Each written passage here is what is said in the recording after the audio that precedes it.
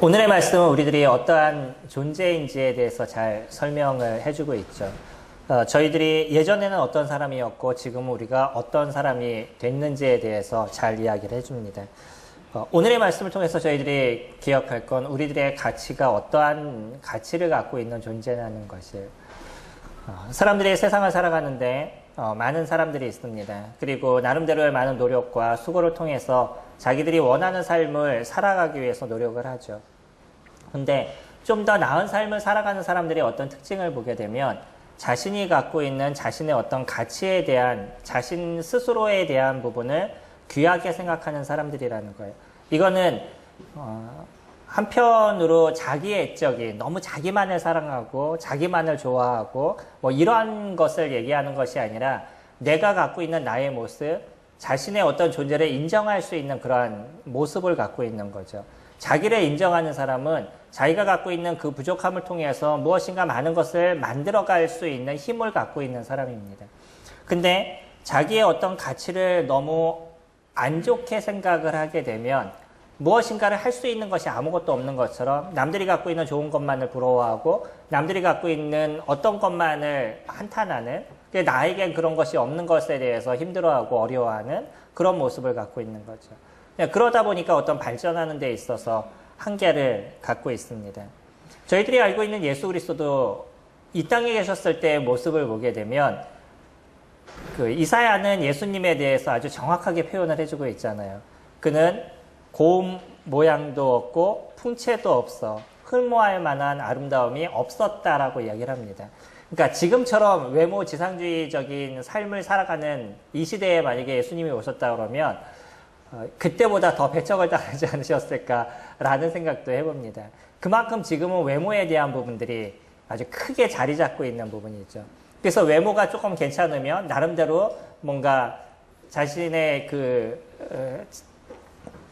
자긍심이 강하고 또 뭔가 외모가 좀 안 좋거나 풍채가 안 좋으면 그러면은 그 자존감이 많이 떨어져 있는, 지금 시대에는 뭔가 좀 잘못된 것을 통해서 자존심에 대한 부분들이 달라지는 것 같아요. 렛민이라고 혹시 아시나요? 예전에 했던 프로그램 중에 렛민이라는 프로그램이 있는데 그때 당시에 등장했던 사람에 대한 동영상을 제가 얼마 전에 잠깐 이렇게 봤습니다. 근데 이 렛민이라는 프로그램이 어떤 거냐면 사람들에게 성형을 해주는 그런 프로그램이에요. 그러니까 아주 어려운, 외모적으로 너무 어려운 분들, 이런 분들을 선택해가지고 그분이 선택이 되면 그분을 몇 달의 어떤 기간을 통해서 이제 바꿔가는 시간을 갖습니다.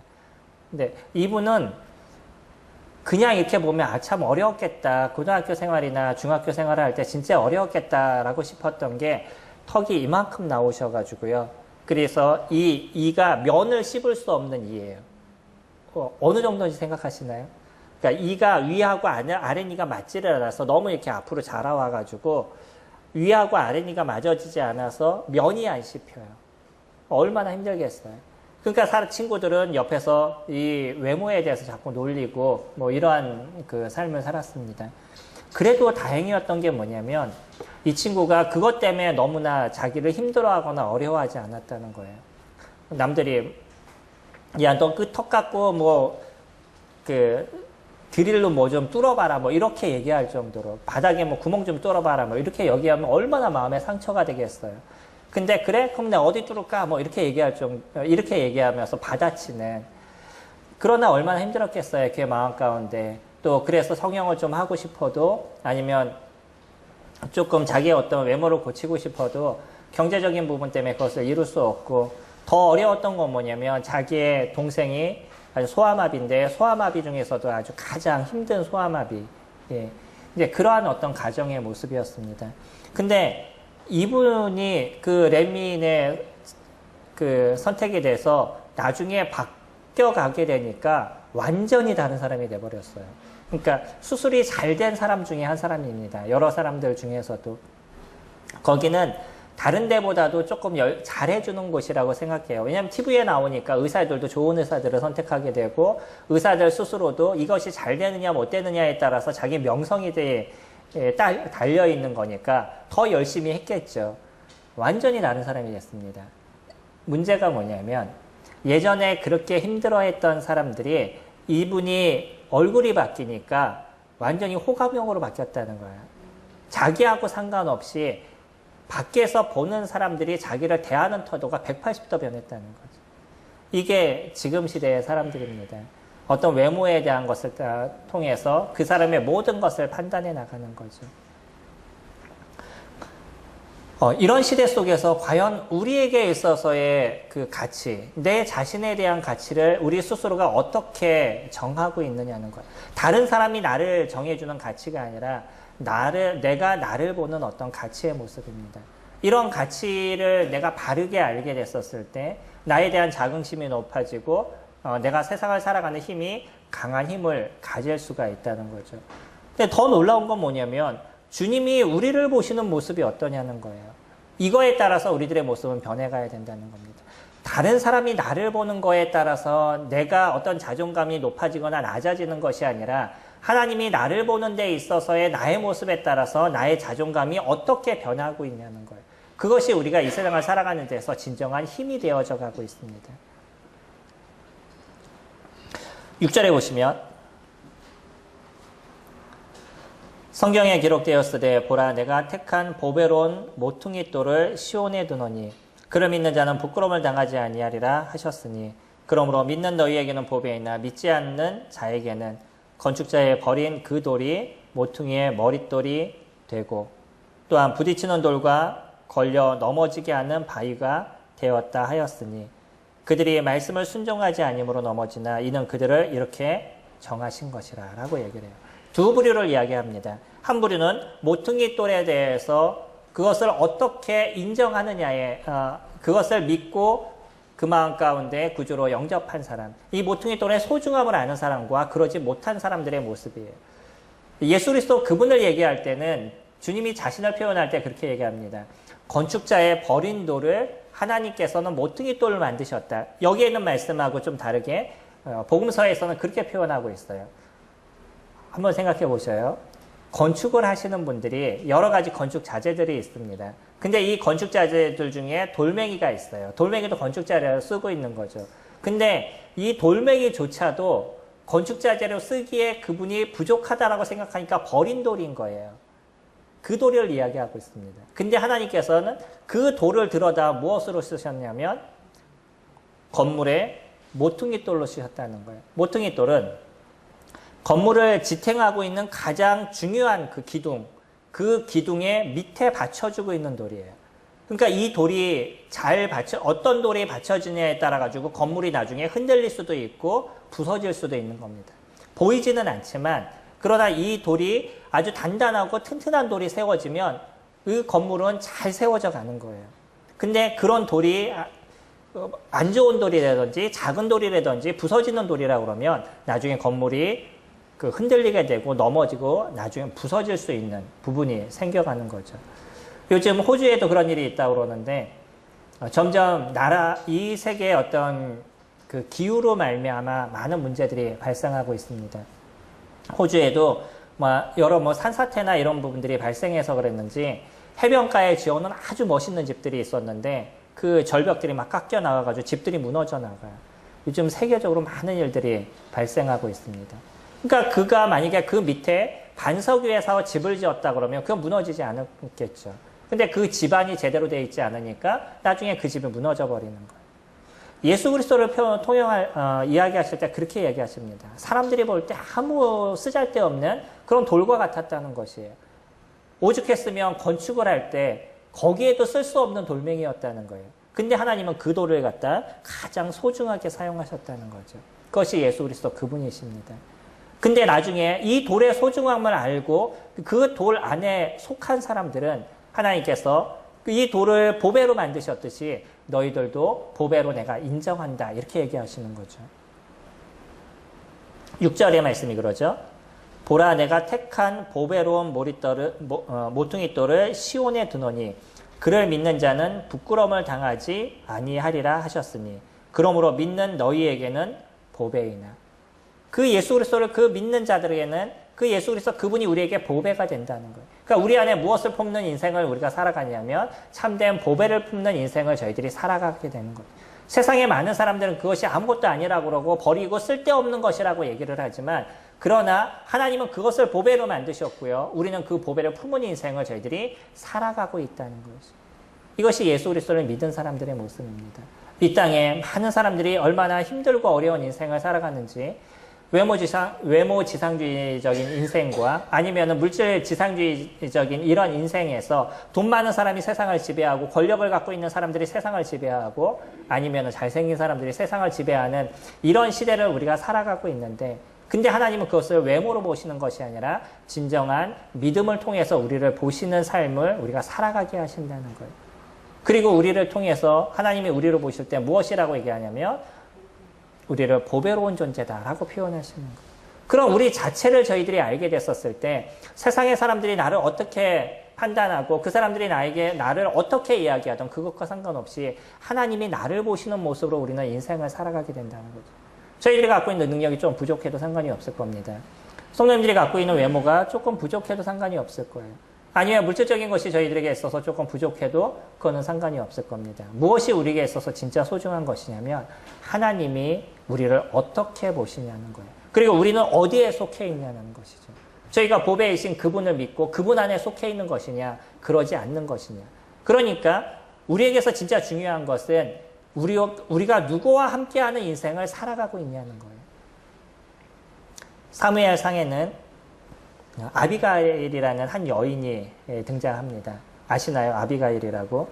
여인들을 얘기할 때 아주 그 지혜로운 여인 이야기하면 아비가일이라는 그 여인을 이야기를 합니다. 이 아비가일은 남편이 나발이라는 사람이었었어요. 당시가 다윗 시대였었는데 다윗이 왕이 되기 전에 도망을 다니는 그런 시점 속에 다윗이 보호해주고 있었던 어떤 사람들이 있었습니다. 어떤 지역의 사람들을 보호해 주었었는데 뭐 해적이라든지 아니면 다른 나라라든지 이런 사람들을 통해 사람들에게서 다윗이 보호해주는 역할들을 이뤘었어요. 근데 그 보호하는 사람들 중에 나발이라는 사람의 그 재산도 같이 포함이 되어 있었습니다. 어느 날은 다윗이 자기가 가서 그 사람들을 보호해주기 때문에 그들에게 뭔가 좀 필요한 것을 공급을 받기를 원했어요.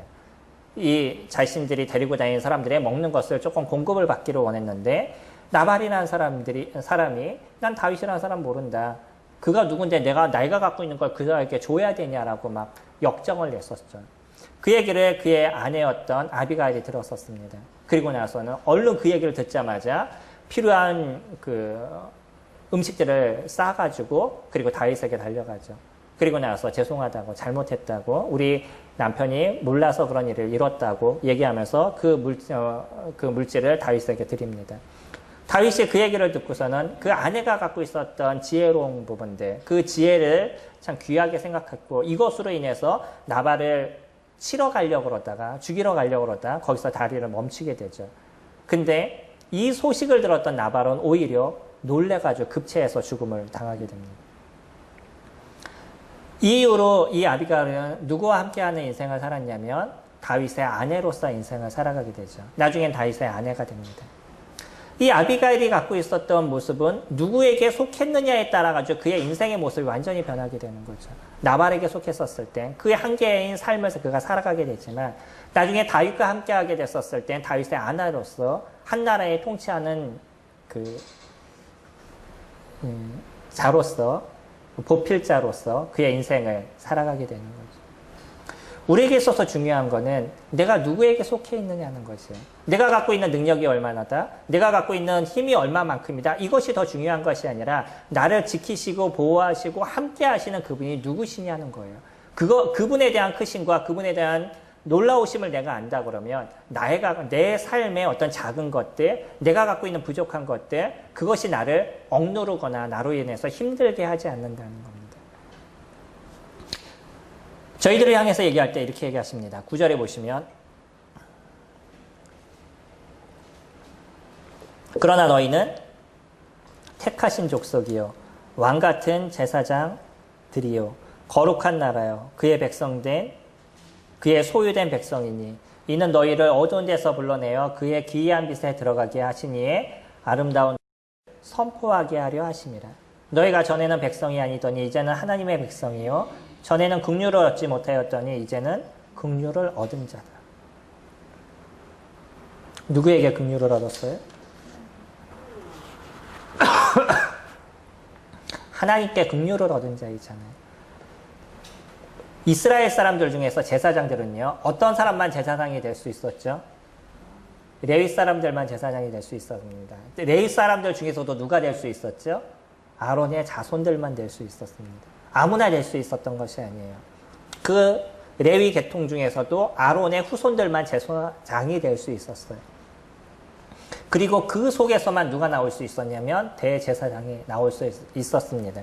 그러니까 저희들이 얘기하고 있는 레위기는 실질적으로요,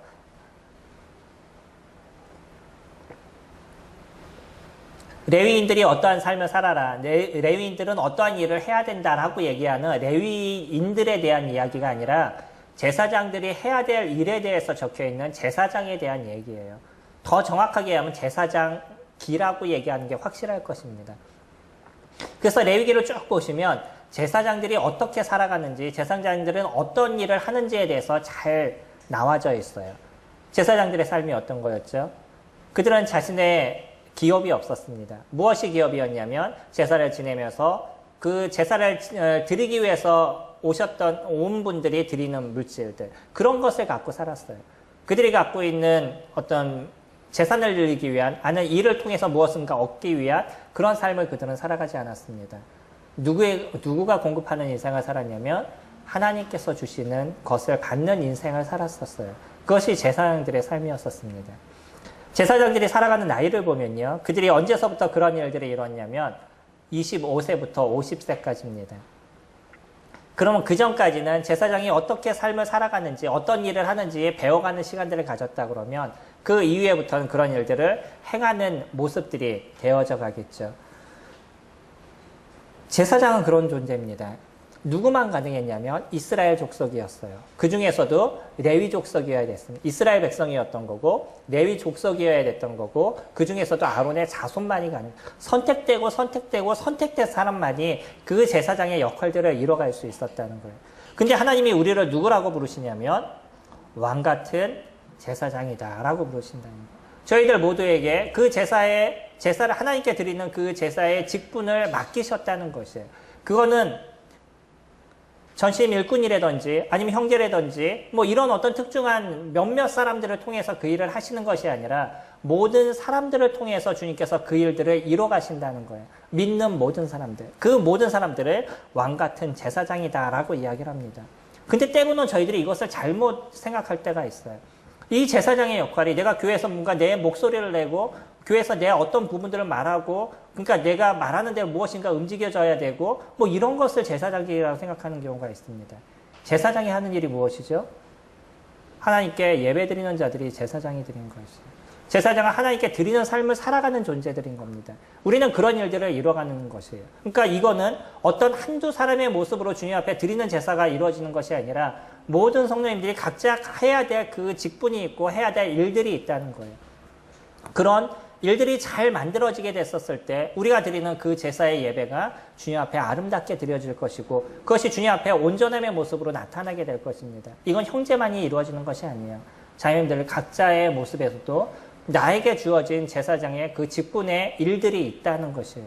그 일들을 우리는 여러 가지를 통해서 만들어 나가는 것이죠. 그 중에서 우리는 가끔 어떤 특출나게 드러나는 사람들이 있을 거예요. 인도하는 인도자들이 있을 것입니다. 그런 인도자들은 그냥 만들어지는 게 아니에요. 나이가 돼서 만들어지거나 아니면 성경을 좀 잘 알아서 만들어지거나 메시지를 좀 잘 전해서 만들어지거나 그런 것은 아닌 겁니다. 그런 사람들은 누구시냐면 그것을 책임질 수 있는 자들인 거예요. 내가 이 교회를 책임질 수 있는 자들, 이 예배를 책임질 수 있는 자들. 때로는 자매들 중에서도 자매들을 책임질 수 있는 그런 분들이 그런 역할들을 담당해 나가는 거죠. 나중에 이제 이 교회를 이끌어가는 데 있어서 많은 사람들이 세워지게 될 것입니다. 그런 사람들이 세워질 때 나이적인 것들, 뭐 학력적인 것들, 이런 것이 지배하지 않을 거예요. 어떤 사람이 그런 일들을 이뤄갈 것이냐면 하나님을 사랑하고 참된 제사의 직분들을 만들어가고 그리고 교회를 책임질 수 있는 사람입니다. 가정이 온전해지기 위해서는 무엇이 잘 이루어져야 되겠어요? 형제가 그 가정에 책임을 져야 되는 거예요. 어떤 일들이 발생했었을 때 그 발생한 일들의 책임을 지는 것이 결국은 가장의 역할인 겁니다. 저희가 우산 안에 들어가 있었을 때 비가 오면 비를 막아주죠. 그 작은 우산 하나가 그 폭풍우가 쳐도 그 우산 하나를 들고 있으면 물론 벗겨질 때도 있지만 그 우산 하나를 쓰고 있으면 그 비를 막아주는 역할들을 담당하는 거예요. 이 가정에서도 가장의 역할은 그런 어려움의 문제를 막아줄 수 있는, 책임져 줄 수 있는 그런 역할을 담당하는 것이 가장인 것이죠. 교회에서도 마찬가지입니다. 교회를 지키고 교회의 진정한 일꾼의 모습들을 만들어가는 사람들은 그 사람은 교회를 책임지는 사람입니다. 그런 사람들이 많아지면 많아질수록 교회는 건강해지는 것이고 교회는 튼튼해져 나가는 것이에요. 사람이 많은 것이 그 교회가 튼튼해지는 것이 아닙니다. 진짜 교회의 모습을 보면 그런 책임지는 일꾼들이 많아지고 그 일꾼들이 그 교회를 잘 지탱하고 있었을 때 그때 성도들이 안심이 되고 안정이 돼가는 것이에요. 그러면 그들이 갖고 있는 자신의 그 은사에 따라서 교회를 섬기고 하나님을 섬기는 데 있어서 힘들이 나는 거죠. 어려움이 없어져 가는 거죠. 저희들은 그런 교회를 추구하고 있습니다. 이게 우리가 가는 교회의 모습인 거예요. 어떤 일반 교회는 한 사람으로 인해서 교회가 움직여 나간다든지 몇몇 사람으로 인해서 그냥 교회가 움직여 나간다든지 그런 교회를 만들어 가지만 저희들은 모든 사람들이 제사장으로서 각자의 직분이 있고 각자 갖고 있는 주님이 주신 소명에 따라서 섬겨 나가는 그런 일들을 이뤄가는 겁니다. 때로는 그렇기 때문에 나중에 어린 형제가 세워지고 아니면 학력적으로 부족한 사람이 세워진다 할지라도 그 사람이 진짜 교회의 일꾼이고 리더로서 세워지는 사람들이라고 하면 그 사람들을 소중히 여겨주셔야 되는 거예요. 내가 내 아버지를 소중히 여겨줬었을 때 그 가정은 힘이 있습니다. 아버지가 조금 부족해도 그 자녀들이 아버지에 대한 소중함을 알고 아버지를 귀히 여기게 되면 그 가정은 든든하게 세워져 가요. 근데 아버지가 어떤 능력을 갖고 있어도 그 자식들이 아버지에 대해서 함부로 여긴다든지 아내가 남편에 대해서 함부로 여긴다든지 이런 모습이 되면 그 가정은 어려워져 가는 겁니다. 교회도 마찬가지인 거예요. 그런 일꾼들이 앞으로 많이 세워지길 위해서 기도해 주시기 바랍니다. 교회를 책임질 수 있는 일꾼들. 어떤 어려움과 힘든 일이 있어도 그것을 이길 수 있고 넘어갈 수 있는 그런 힘이 있는 그런 일꾼들이 세워지길 위해서 기도하시기 바랍니다. 그리고 그런 일꾼들이 세워지게 됐었을 때 그 일꾼들을 귀하게 여겨주시기 바랍니다. 다른 사람들은 자기의 가정을 위해서 더 많은 시간들을 투자하지만 이런 사람들은 교회를 위해서 더 많은 시간들을 투자하기 때문인 거예요. 다른 사람들은 자기를 위해서 인생을 더 많이 살아가지만 이러한 사람들은 교회를 위해서 더 많은 인생을 살아가기 때문인 겁니다. 우리 모두를 향해서 주님이 그렇게 얘기해요. 왜 우리가 그런 일들을 이뤄가냐면 우리를 어두운 데서 어디로 이끄셨냐면 기이한 빛에 이끌어 주셨다라고 얘기해요. 그래서 저희들이 하는 일들이 무엇이죠? 그분의 덕을 선포하는 일들을 저희들이 이뤄가는 존재입니다. 이거는 한두 사람의 일이 아님을 저희들이 정확하게 알 수 있죠. 모든 성도들이 해야 될 일들이 무엇이냐면 그 안에 참된 믿음이 있고 예수 그리스도 그분이 모퉁이 돌이시며 그분이 진정한 이 구원의 구세주이심을 믿는 자들의 삶은 그분의 아름다운 덕을 선포하는 일들인 거예요. 그게 저희들에게 주어진 소명인 겁니다. 이것이 우리를 이 어둠에서부터 건지셔서 참된 하나님의 나라의 백성으로서 살아가게 하신 그분의 은혜를 저희들이 선포하는 일들을 이루어가는 존재들이 되었다는 것이에요. 1절부터 보시면 자신의 가치를 알게 됐을 때 우리는 이 가치를 우리들 스스로의 삶을 온전하게 만드신 그분을 드러내는 인생을 살아가게 되는데 2장 1절에 그러므로 모든 악독과 모든 기만과 외식과 시기와 모든 비방하는 말을 버리고 갓난아이 같이 순전하고 신령한 젖을 사모하라. 이는 그로 말미암아 너희로 구원에 이르도록 자라게 하려 하심이라. 너희가 주의 인자하심을 맛보았으면 그리하라 라고 얘기하죠. 이거는 명령입니다. 다른 곳에서는 뭐라고 얘기하고 있냐면 다른 번역본이나 아니면 원어도 정확하게 그렇게 표현합니다.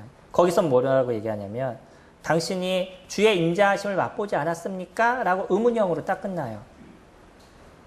의문 명령형이라고 우리에게 의문형을 딱 던져주는데 그렇기 때문에 너희는 그렇게 살아야 되지 않겠습니까? 이런 의미인 겁니다. 그리고 나서 그 다음에 뭐라고 얘기하냐면 당신 하나님 앞에 나아가십시오. 주님 앞에 나아가십시오. 그 다음에 그렇게 시작이 돼요. 저희가 읽는 성경하고 조금 다르죠. 원래 원어는 그렇게 보는 것이 조금 더 정확하게 적혀져 있습니다. 우리가 어떤 존재냐는 거예요. 우리 스스로를 일깨우라고 얘기합니다. 그리고 당신네들은 주님 앞에 나아가는 인생을 살아가십시오라고 표현해주고 있어요. 우리가 하나님의 인자하심을 맛보았다면 우리는 어떤 삶을 살아야 되냐면 구원에 이르도록 자라는 인생을 살아가야 된다는 것이에요. 이거는 자라가는 것입니다. 하나님이 신령한 젖을 먹고요. 그곳에서 자라서 구원에 이르는 모습들이 만들어져 나가는 거죠. 그럼 어디서부터 시작이 되는 거예요?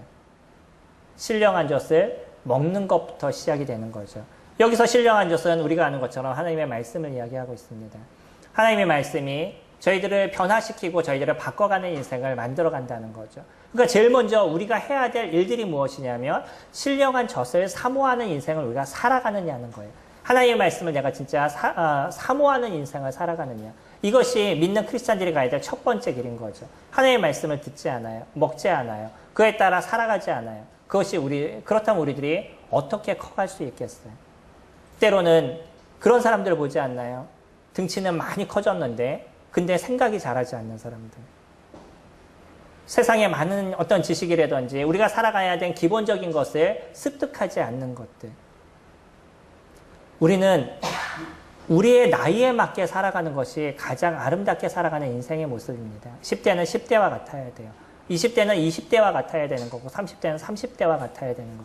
내가 60대면 60대에 맞는 인생을 사는 것이고요. 70대면 70대에 맞는 인생을 살아가는 것입니다. 그러면 내 인생에서 내 나이대에 내가 어떻게 살아가야 되시는지도 때로는 살펴보셔야 되는 거예요.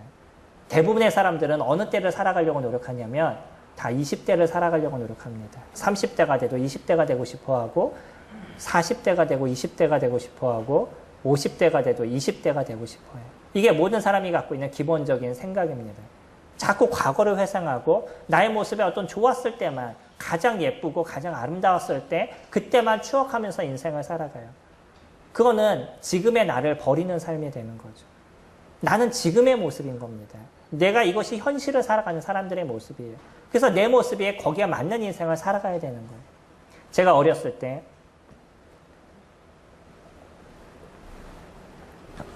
길거리에 다니면서 항상 인사를 잘하고 다녔었어요.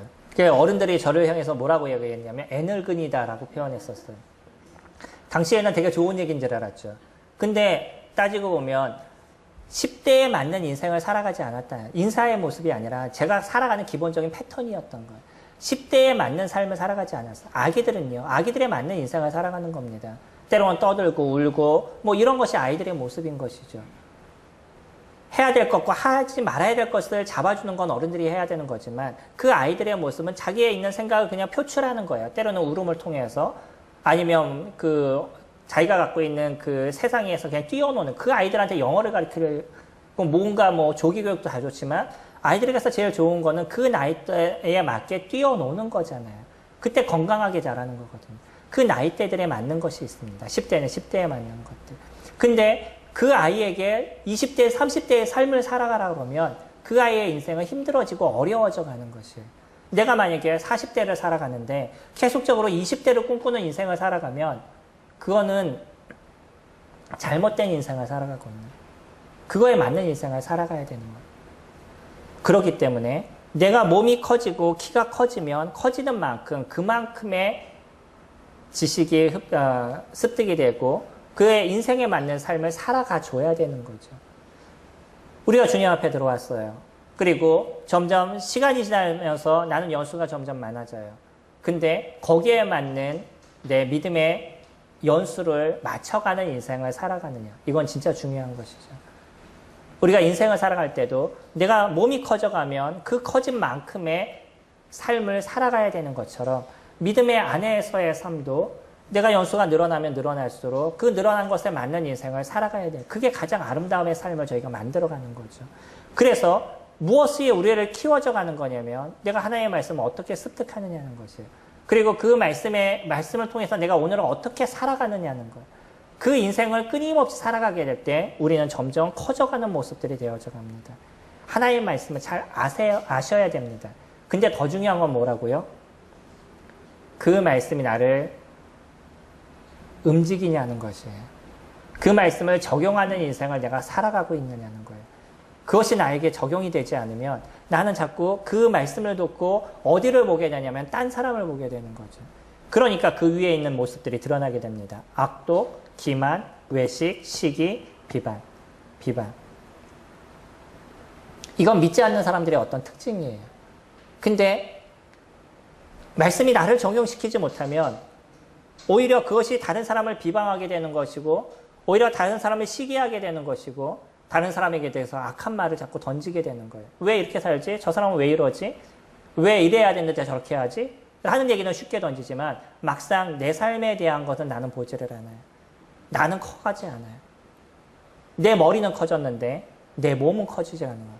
내 삶은 커지지 않는 거죠. 젖은요. 그것을 통해서 나를 키워가는 겁니다.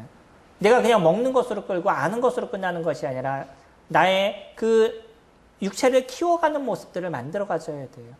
그리고 나서 구원에 이르도록 잘하는 삶을 살아가야 되는 거죠. 여기서 얘기하는 구원은 우리가 아는 것처럼 예수 그리스도를 믿고 거듭남의 구원을 얘기하는 것이 아니라 믿음의 삶이 커져가는 것, 성화의 삶을 살아가는 것, 그것을 구원의 삶이라고 얘기를 하죠. 우리는 그 구원의 삶을 만들어가는 인생들을 살아가는 존재들입니다.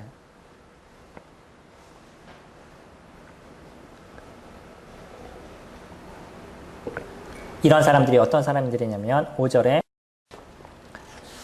너희도 산돌같이 신령한 집으로 세워지고 예수 그리스도로 말미암아 하나님이 기쁘게 받으실 신령한 제사를 드릴 거룩한 제사장이 될지어다. 결국은 하나님의 말씀을 통해서 우리는 무엇이 되기 위한 거예요?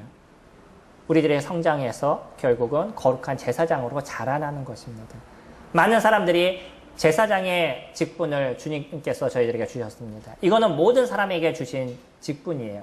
근데 그 제사장의 직분을 이행하는 사람이 있고 이행하지 않는 사람들이 있는 거죠. 이 신령한 제사의 직분을 만들어가는 사람들은 내가 하나님의 말씀을 섭취함을 통해서 이 교회에서 나의 역할들을 찾아가시는 거예요. 내가 해야 될 제사의 직분을 만들어 가시는 거죠. 이거는 여러 가지가 될 수 있겠죠. 각자에게 주어진 하나님의 일들이 있습니다. 그런 일들을 찾아가는 사람들은 나에게 주어진 제사의 직분을 점점 이루어가는 삶을 살아가게 되는 거죠. 모든 것은요, 우리가 갖고 있는 인지가 나중에 행동으로 바뀌게 됐었을 때 그게 나의 모습이 되어져 가는 거예요. 사람들은 그 행동이 바뀌어야 됩니다. 왜냐하면 나의 행동이 바뀌지 않으면 딴 사람에게 그것에 대한 어려움을 줄 수 있기 때문이에요. 내가 온전한 행동을 하면 이 근처에 있는 사람들이 은혜 있는 삶을 살아가게 되지만 내가 갖고 있는 행동이 잘못되게 되면 내 근처에 있는 사람들이 어려움의 문제가 발생하게 되죠. 근데 나의 행동이 바뀌었다. 이 행동은 무엇이 바뀌었기 때문에 행동이 바뀌는 거예요? 생각이 바뀌었기 때문에 행동이 바뀌는 겁니다. 그래서 인지라고 얘기하는 것과 행동이라고 얘기하는 두 가지는 함께 가는 거예요. 제가 예전에도 말씀을 드렸나요? 강영욱이라고 개 훈련시키는 분 혹시 아시나요?